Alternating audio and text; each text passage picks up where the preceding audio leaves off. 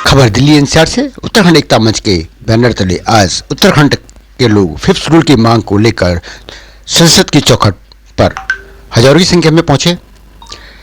काफी समय से फिफ्थ शेड्यूल की मांग उत्तराखंड में चल रही है। फिफ्थ शेड्यूल पहले उत्तराखंड में लागू था, जो कि अब लागू नहीं है। पहाड़ में शेड्यूल डिस्ट्रिक्ट एक्ट 1874 लागू था। पर्वतीय उत्तराखंड को तब कुमाऊं कमिश्नरी के नाम से जाना जाता था और दूसरा गढ़वाल कमिश्नरी के नाम पर। पहाड़ के लिए सन 1921 में नॉन रेगुलेशन सिस्टम घोषित किया गया, अर्थात इस क्षेत्र में पुलिस नहीं होती थी। पहाड़ में सन 1935 में बहिष्कृत क्षेत्र घोषित किया गया। उत्तराखंड के लोगों को सन 1995 तक 6% आरक्षण मिलता था तथा उत्तर प्रदेश सरकार के अलावा केंद्र सरकार में भी विशेष फंड मिलता था, परंतु अब यह नहीं है। साथ ही भारत में 11 पहाड़ी राज्य एवं केंद्र शासित प्रदेशों के मूल निवासियों को ट्राइब स्टेटस दिया गया है। तब उत्तराखंड के साथ यह भेदभाव क्यों किया जाता है? तब यह भेदभाव उत्तराखंड में क्यों है? हाल ही में केंद्र सरकार ने जम्मू कश्मीर के पहाड़ी समुदाय और गद्दी ब्राह्मण को जनजातीय दर्जा दिया है, परंतु उत्तराखंड में ऐसा क्यों नहीं है? हिमालय क्षेत्र में रह रहे विभिन्न समुदाय, चाहे वह हिंदू, मुस्लिम, बौद्ध, सिख या ईसाई हो, को जनजातीय दर्जा मिल गया, फिर उत्तराखंड की पहाड़ियों को क्यों नहीं? हिमालय क्षेत्र में हिंदी, उर्दू, अंग्रेजी, नेपाली बोलने वाले को ट्राइब का दर्जा मिल गया है, तो उत्तराखंड की गढ़वाली और कुमाऊं भाषा बोलने वालों को क्यों नहीं? ये काफ़ी सारी ऐसी मांगे हैं, क्योंकि उत्तराखंड बनने के बाद उत्तराखंड का जो दिशा है वो आप देख ही रहे हैं।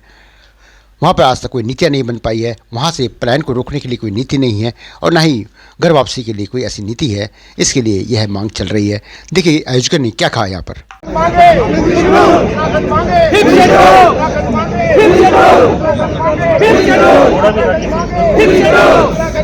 एक दो बार आपसे बात भी हुई है, दिन को हफ्ता लेकर हो गया ना, साथ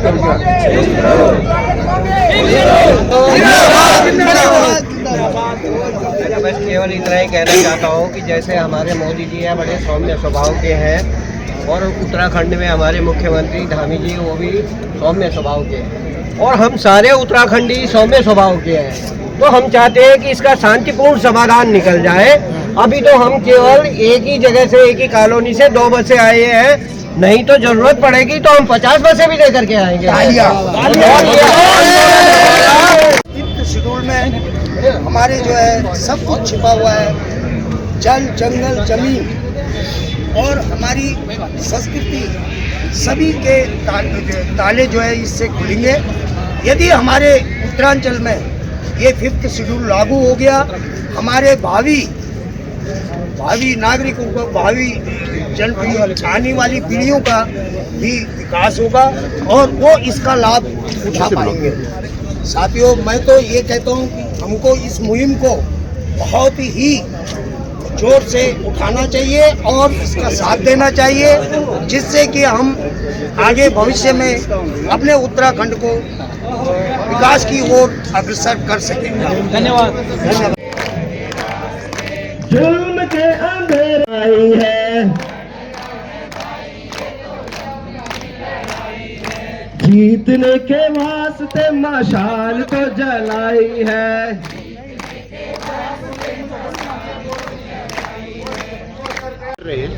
इससे क्या फायदा लोगों को? हर क्या ये आयोजन आज? देखिए, आज का जो एजेंडा है इस मीटिंग का वो यही है कि उत्तराखंडी लोग अब घर वापसी करना चाहते हैं। और घर वापसी का मतलब सिर्फ ये नहीं है कि हमें सिर्फ वहाँ पे जाके रोज़गार मिले और हम जीवन व्यापन, नहीं।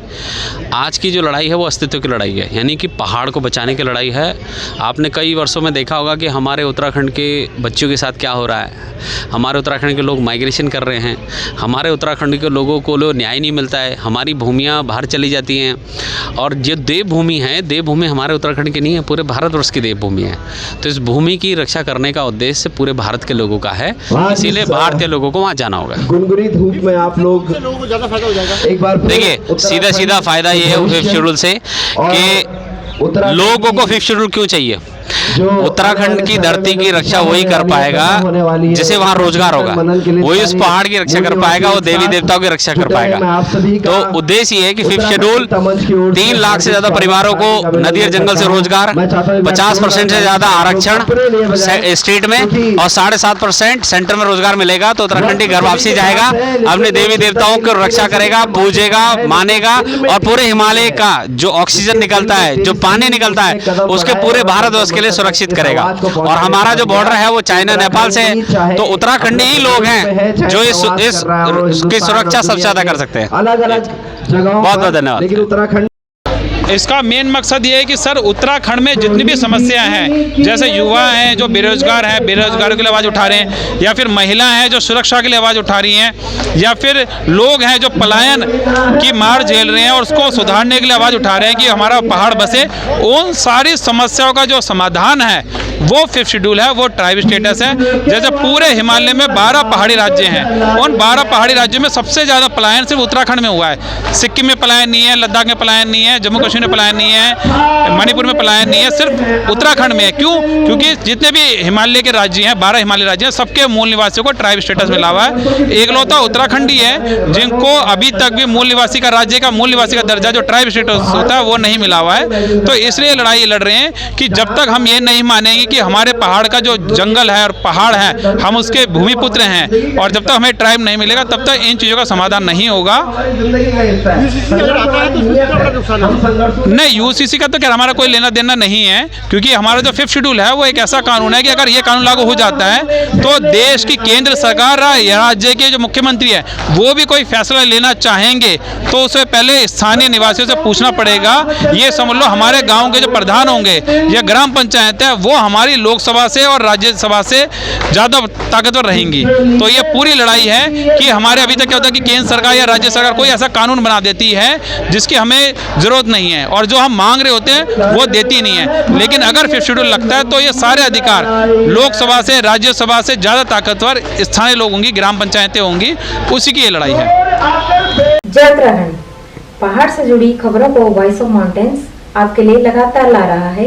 यदि आपने हमारा चैनल अभी तक सब्सक्राइब नहीं किया तो प्लीज सब्सक्राइब कीजिए, घंटी बजाइए, शेयर कीजिए, कमेंट्स कीजिए और लाइक जरूर कीजिए। देखते रहिए वॉइस ऑफ माउंटेन्स।